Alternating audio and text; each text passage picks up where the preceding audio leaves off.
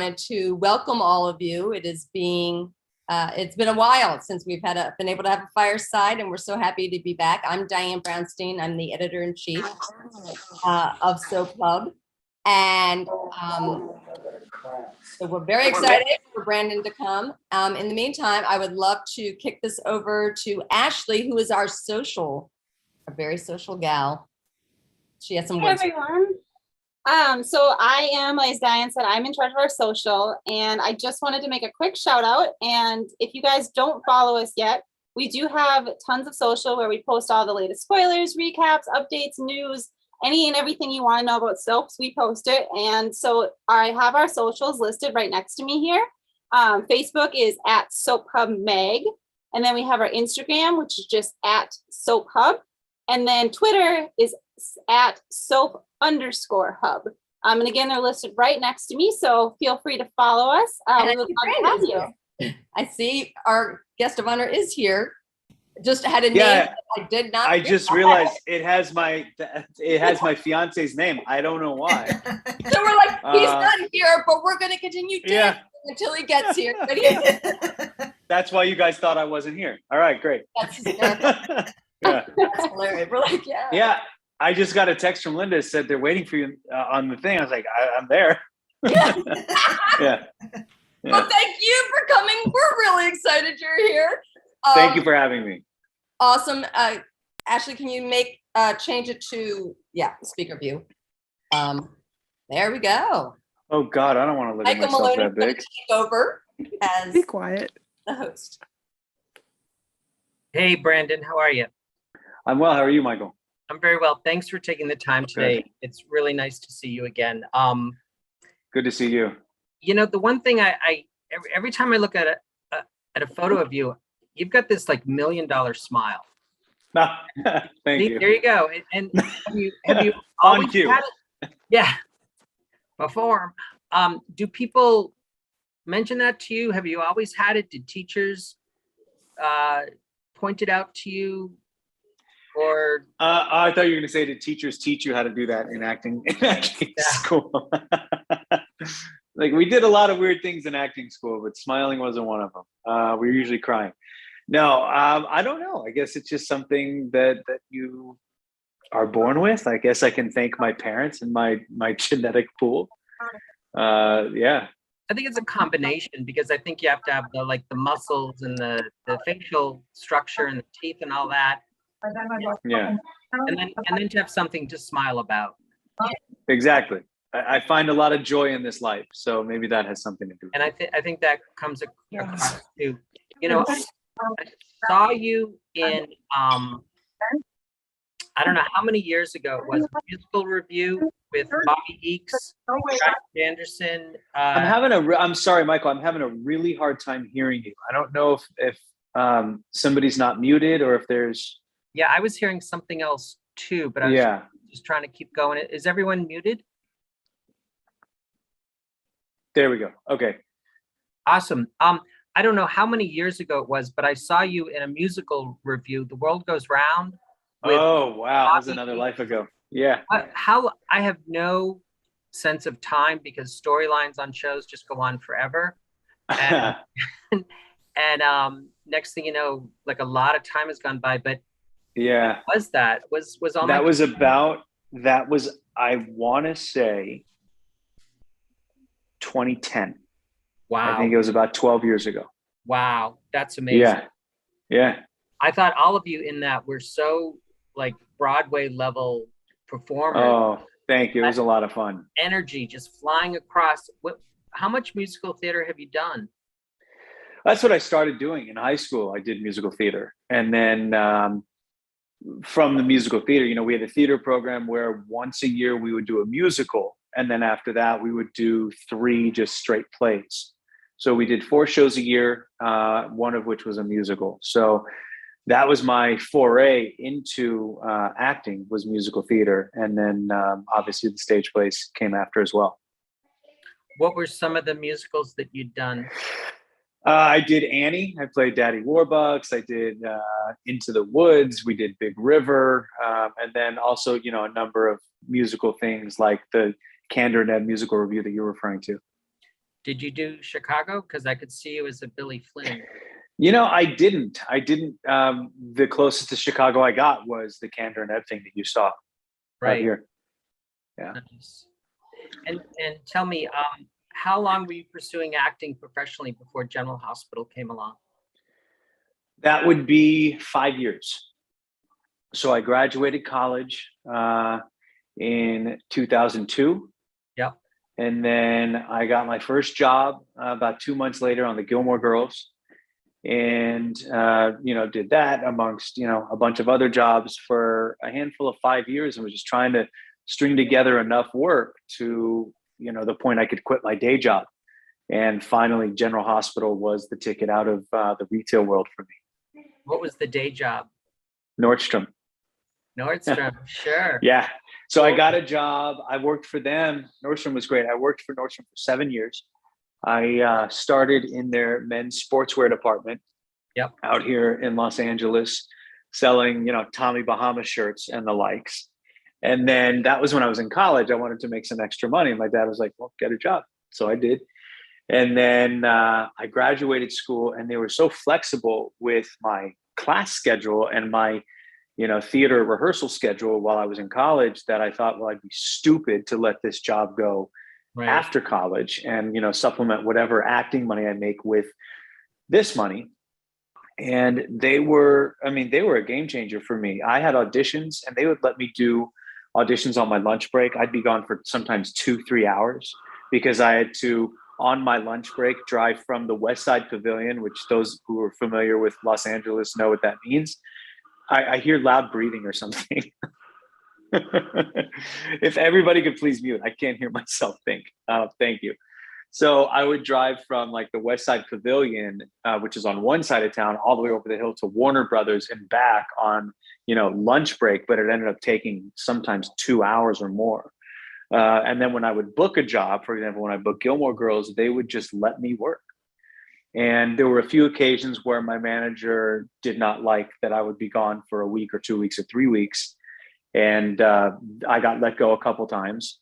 And as soon as I would get, I got let go from men's sportswear, and then I got picked up by the men's furnishings department, which was shirts and ties. And then got let go from furnishings, went back to sportswear. And then eventually they recruited me to work at what was called the Façonnable store in Beverly Hills. Façonnable was a French-inspired brand that Nordstrom owned for some time. It was sold to a private equity firm in 2007. But Nordstrom owned Façonnable for a while, and I took over as the assistant manager of the store on Rodeo Drive. So I ran the men's department.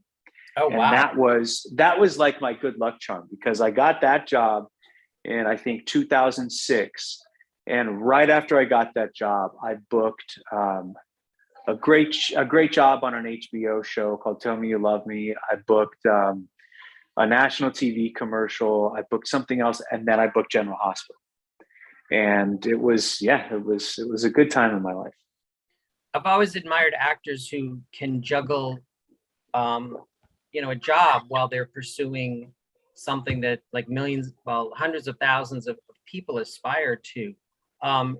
Did you ever exchange stories with other actor friends about their like day jobs, and did you realize how lucky you were that it was working out for you?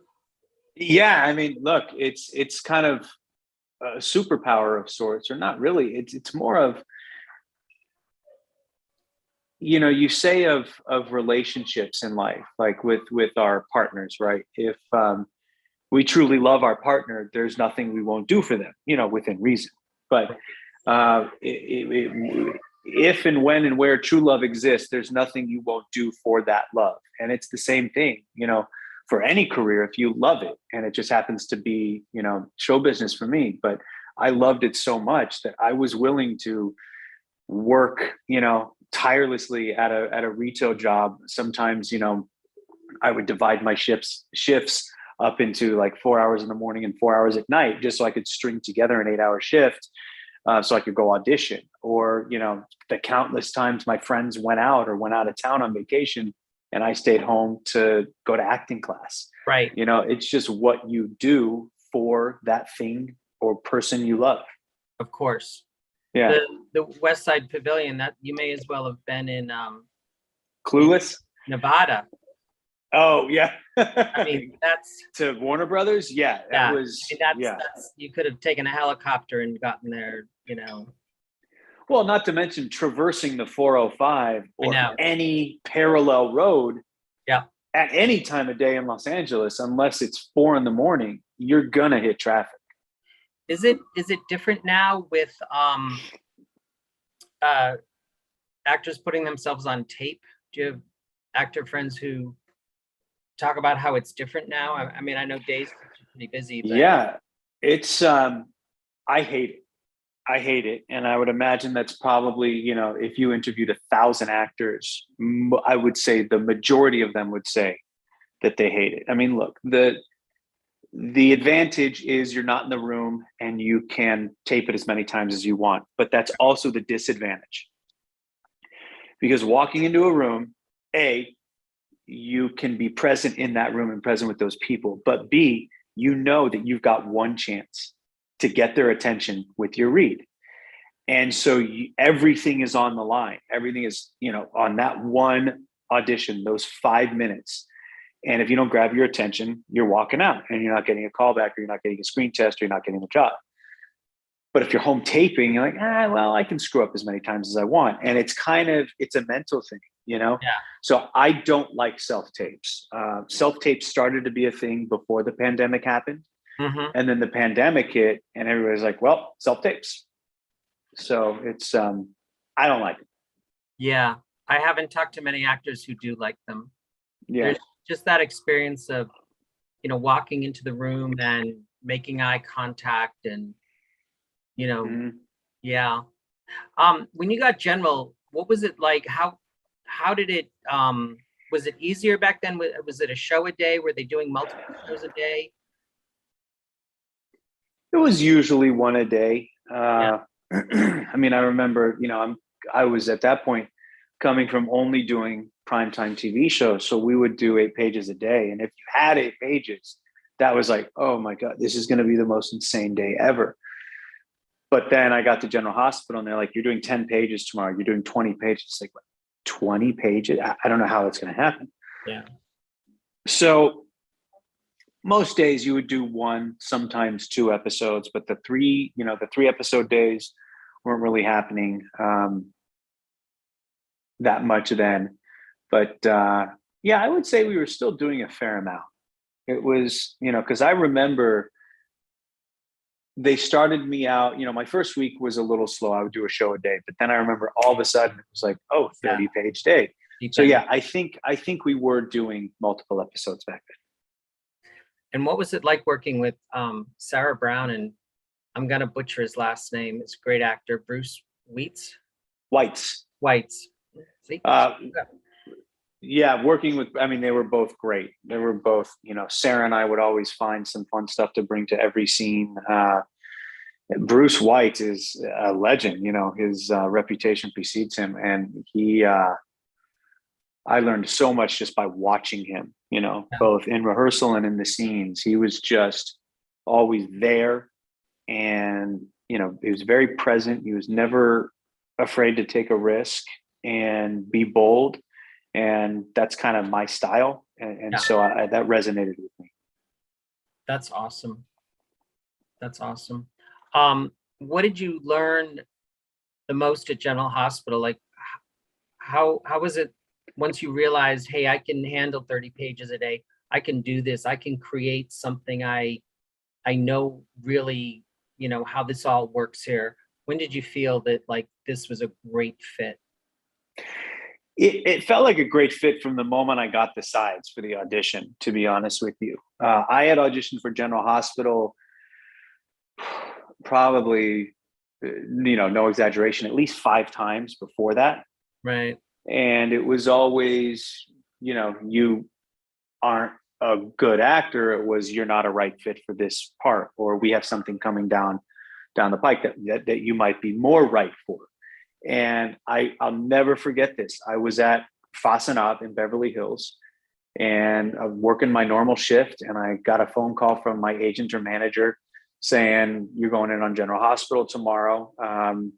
or I don't think it was tomorrow. I had a couple of days to prepare, and they said, we'll send you the sides now.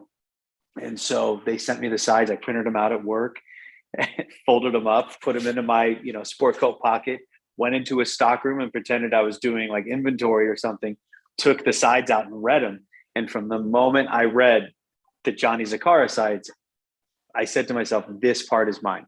I will get this part, and this part will change my life. And it did. It was just one of those things.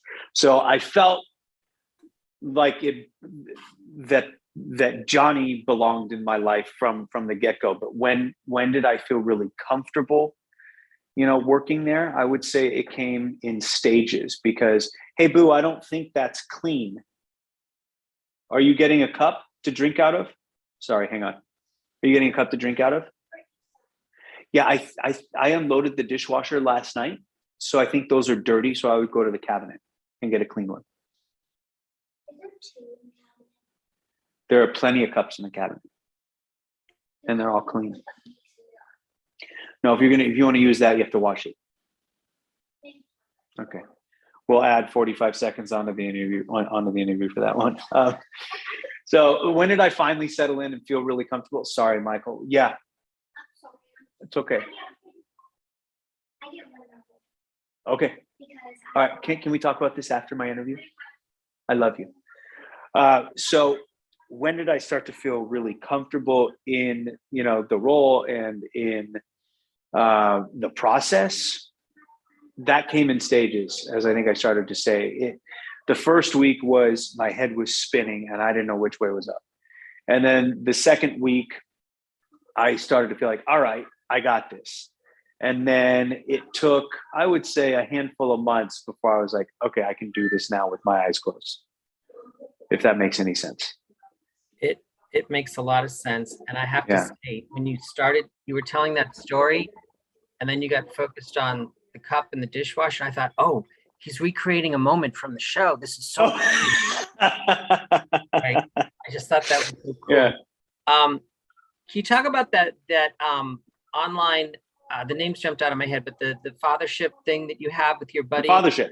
The fathership. It did. Okay. Yeah. How did that come about? And that is so cool, by the way, because you don't see, you see a lot of mom blogs and mom stuff, but you don't see a lot of dad stuff. So I think that's really cool. How'd that come about?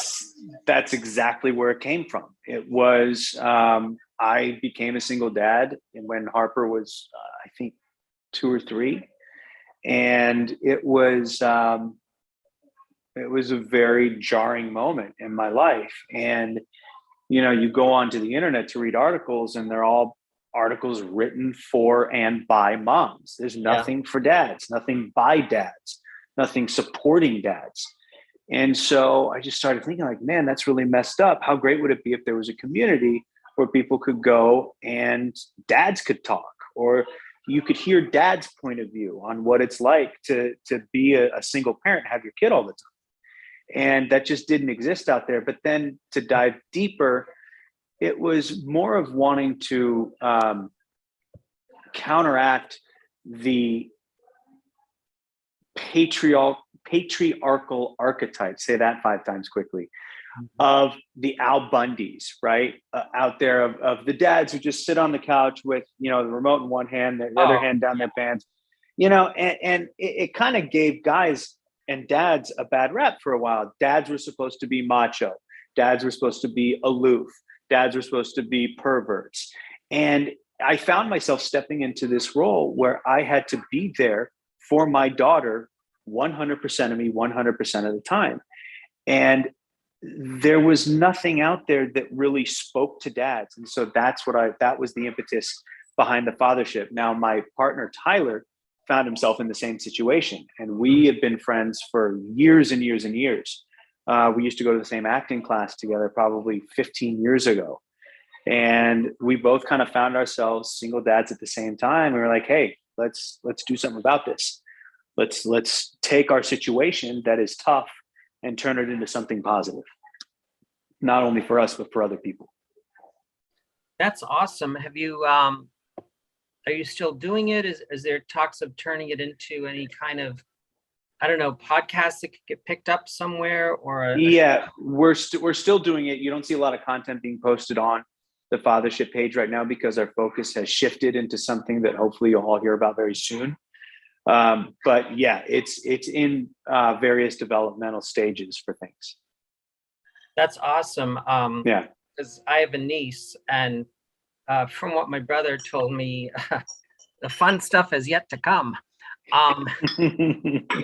I thought that the engagement video that you posted was beautiful.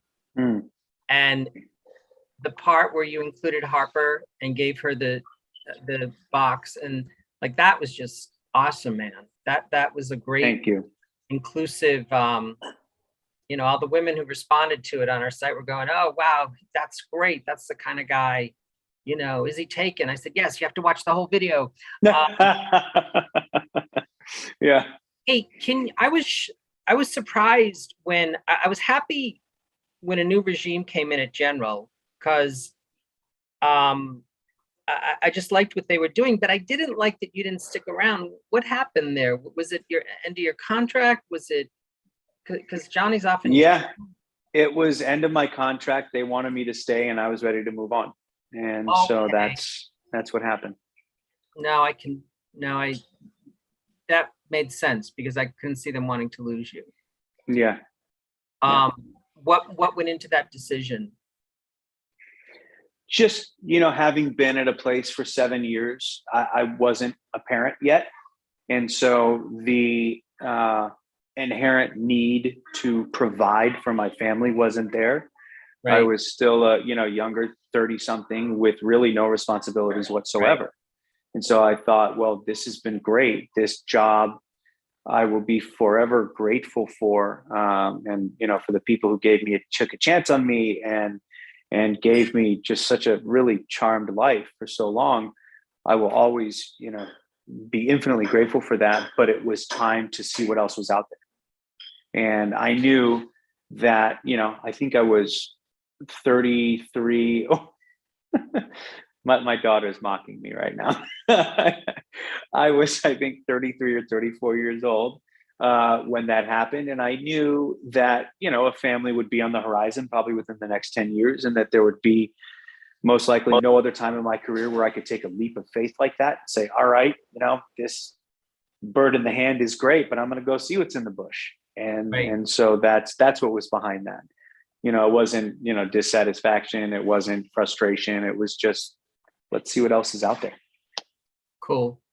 Yeah. What was that experience like for you before your days came along? It was great. I worked a lot. I, recurred on a handful of series and was really doing really well. And then the opportunity came, Days came to me and offered me the job of Stefan DiMera. And at that time I was single dad full time. And I thought, well, I'd be stupid not to take this opportunity. And so I did, because at that point it was not only about, living out my dream, and it's how blessed am I to be able to do what I love and love what I do and get paid for it every day. Right. But, it was more about having to provide for my child. And that was the number one thing that went into my decision. Bill Hayes, who plays Doug, was in a similar situation. I think he had 5 kids. This back before he married Susan. My baby. Hey, Harper. No.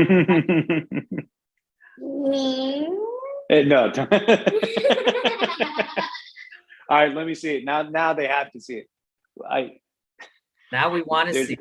Yeah, there's this shop nearby where we live that has the cutest little dish towels, and Harper really gets a kick out of this one. It says what you think it says. And she knows not to say that word. Here you go. All right. Daddy needs to finish. I love you. Hey. Do you think you have a performer on your hands? Right? I know. Doomed. We're doomed. Yeah. Yeah. The genetics are there. Yeah. Cool. Well, yeah, I mean, daytime is great for parents. It's awesome. It's the best part-time job in Los Angeles. Yes. It's the best part-time job in showbiz. It really is.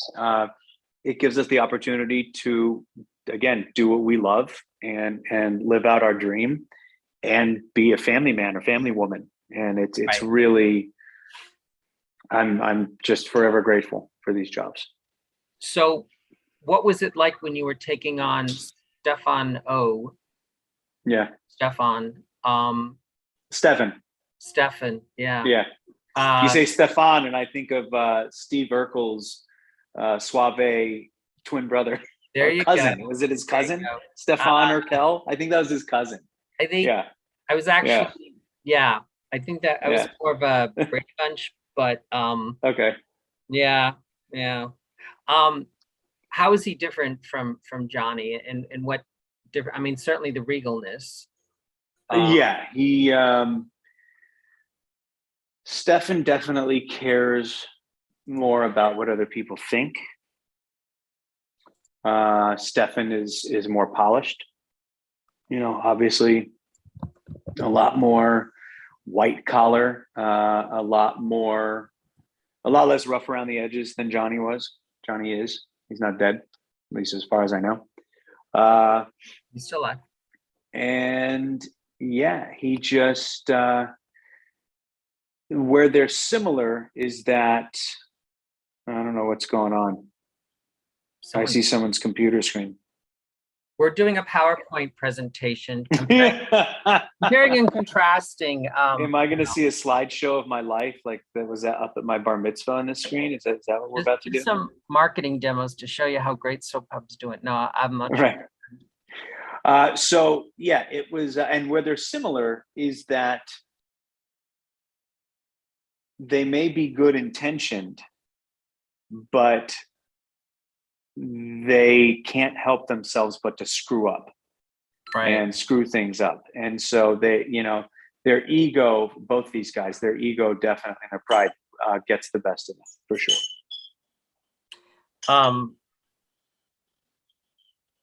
How long did you play Stefan? I played him, oh God. Had to be, I mean, in real life, real time, it had to be 8 months, but you know, we crammed so many shows into that short period of time. It was probably about, I would say, a year to a year and a few months,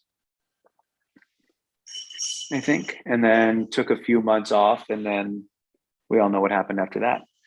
Well, fortunately, because the show tapes so far and ahead, what we do in our world is we wait for the cake photos.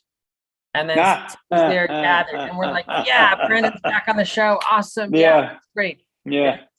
You know, I kind of liken it to like the whole spoiler thing. When the movie Beauty and the Beast comes out, it always does really well in the box office because it's a great story. And we all know the ending, but we still go and see it. And so when we see things like actors at the cake thing, oh, hey, they're back. I think it just gets people enthusiastic about things. So it was great that you come back. I'm gonna go to some questions, but I have one last one for you. How do you make Jake different from Stefan?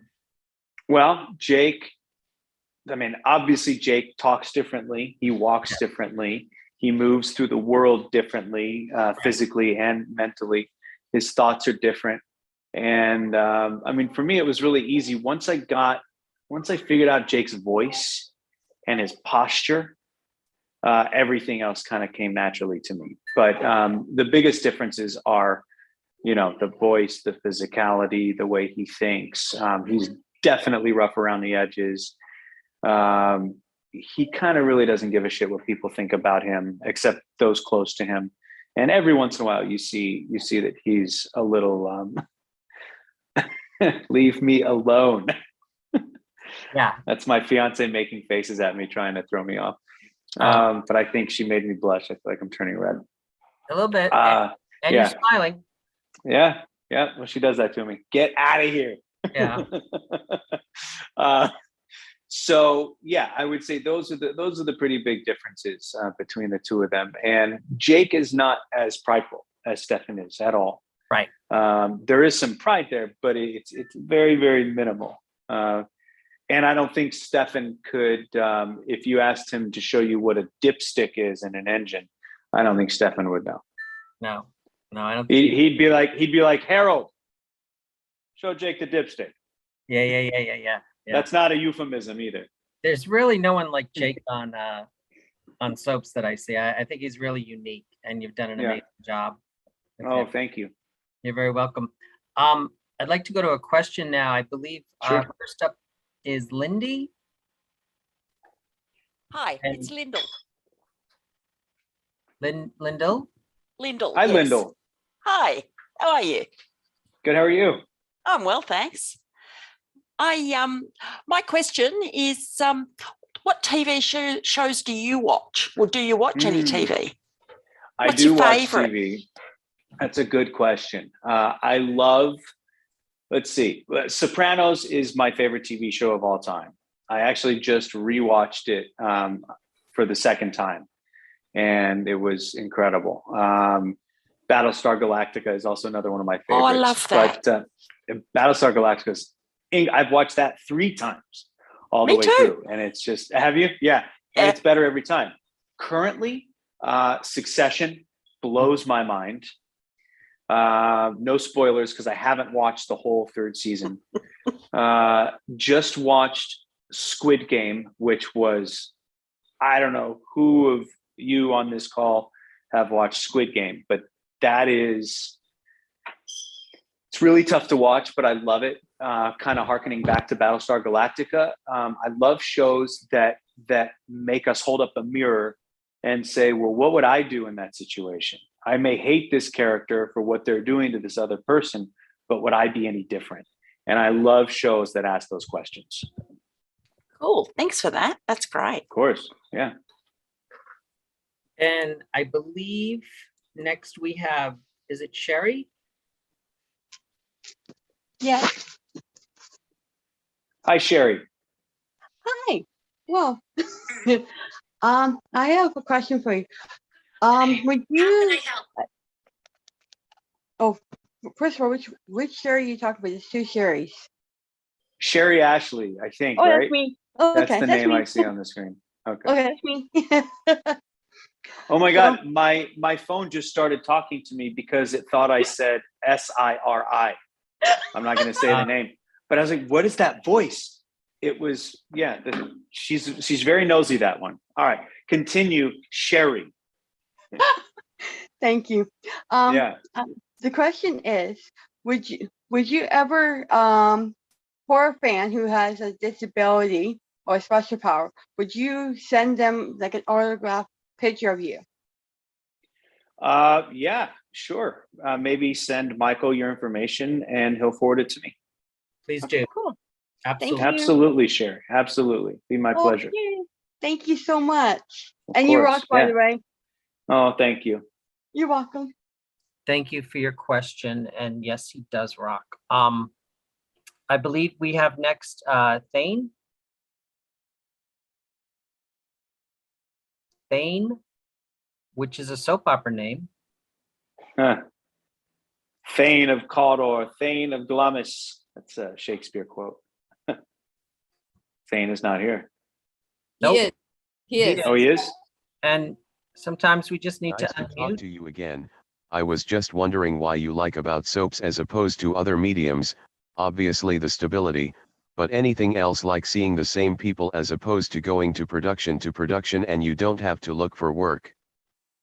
Absolutely, Thane. Good question. And it's good to talk to you again. Yeah, I do like when you're on a production for a prolonged period of time, it becomes, I'm sure you've heard this word thrown around many times, but it becomes very familial.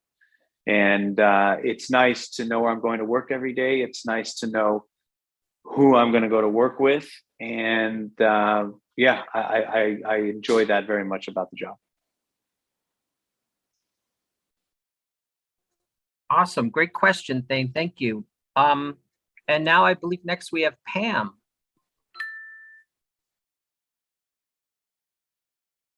Oh, Pam, no? There you go. Can you hear me now? Yes. Okay. I just had some dental done, which is why I look so weird. But anyway, I wondered a couple quick questions. I read that you do some producing. Do you have any upcoming TV shows or movies that you're working on? I do have something that I'm working on that I won't talk about until it's done. And I have a play that I'm going to be working on very soon, producing, not starring in. So yeah, I like to have my hand in different places, and I like to wear different hats because I love this business so much. Great. And part two, do you still belong to have your rock band that you were in? For Chuck, yeah, we do things. We've been doing things a couple times a year throughout the pandemic. We will rent some studio space in Burbank and broadcast our shows. Wow. And that's with the Stone Cold and the Jackal podcast. We do it through them. Great. Okay. Thank you. Yeah. Good to Thank hear. you. Good to hear on both counts. Yes. Thank you, Pam. Thanks, Pam. And next we have Tanya. Tanya, please go ahead with your question. Perfect. Thank you so much. And thank you for pronouncing my name right. It's a hard one. But I just want to say I was thrilled to have you back on Days. I love Thank the you. character change on that. But my curiosity is, have you ever actually watched yourself on TV? Because I know a lot of actors don't watch themselves on TV. And if you do, I'd love to hear, what you think about it. Well, you're going to be very disappointed when I tell you that no, I don't. I hear I that don't common. watch myself. Yeah, I don't watch myself on TV. I used to when I was. Hey, are you kidding me? No. Let me show you the best kid ever. Just made me an iced oat milk latte with cinnamon on top. I think I should use Almond milk is good too, bro. Thank you so much. Oh, I love you. Thank you. So, okay, I got to get back to my interview. I will. I'm sure it's delicious, baby. Thank you. You're the best. It's perfect. So, I don't watch myself. I used to watch myself on General Hospital. I would watch every single episode I did, every scene I did. And I just found it to be unproductive, counterproductive even, because you become, as an actor, you spend your entire early career learning to get out of your head, learning to do a scene and not have the voice in the back of your head going, is this going well? How's this going? What's my next line? How is my scene partner doing? I don't think my scene partner likes me. I'm totally screwing up the scene. And it's a very neurotic existence. And so you work so hard to get out of that headspace and into a headspace where you can just be present with your scene partner. And I found watching myself on every episode just made it, it was a neurotic existence. And now I just go into work and I know that if I do honest work and I'm present in every scene, I don't need to watch because I know how it's going to turn out. And then, there's also the notion that there's always, no matter how well you do or how well you think you do in a production or in a scene, every actor will always watch that scene or that episode or that production and say, I misplayed that, or I missed this moment. And I don't like living in that space. I don't like it. That was a great question. Thank you. It was a very great question. Brandon, I've heard actors say that a lot. And I can tell you that it's always the really strong, great, talented people who feel that way. Mm. And I can tell you as a viewer, if it helps or makes anyone feel better, all we see is great work. Oh, thank you. I appreciate that. We don't, and it's like when I write something, I'll say, I wish I had put that part first or something.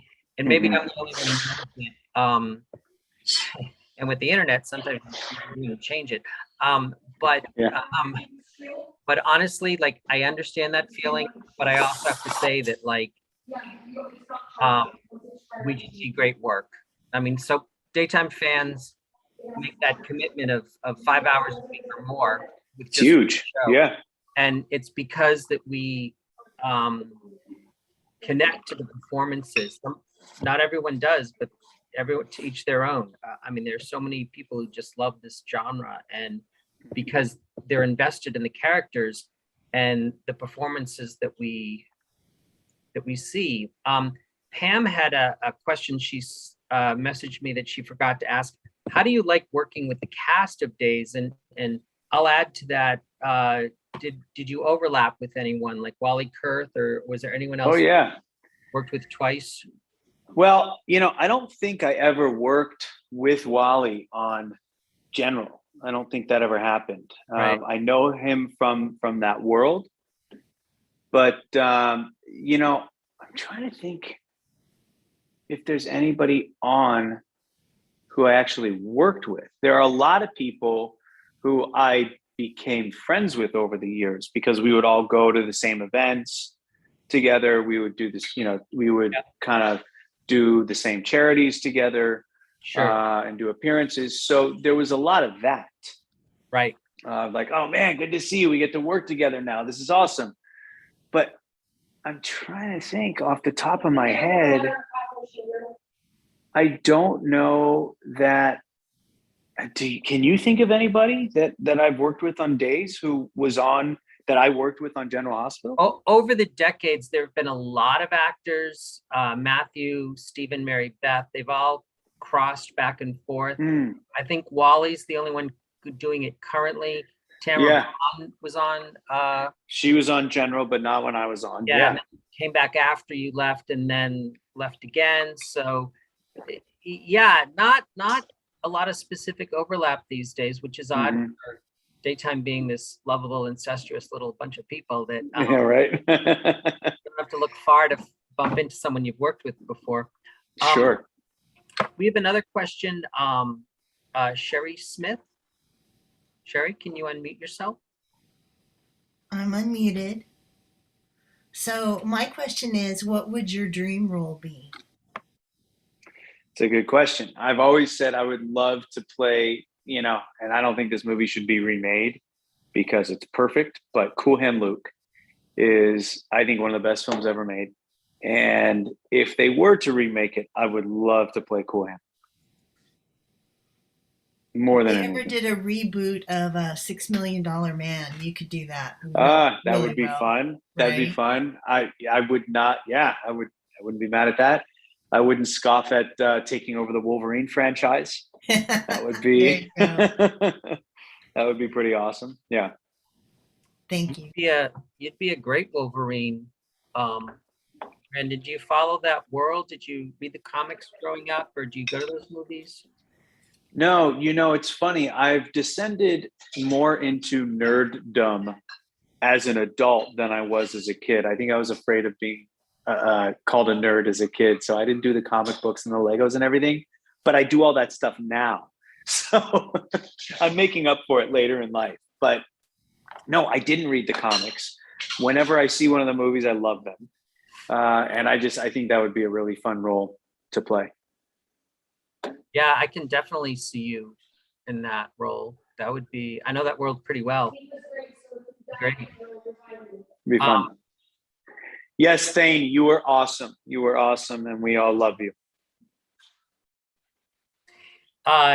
So are you guys about 5 months ahead now on Days, or? It's funny you asked that. I was wondering that myself.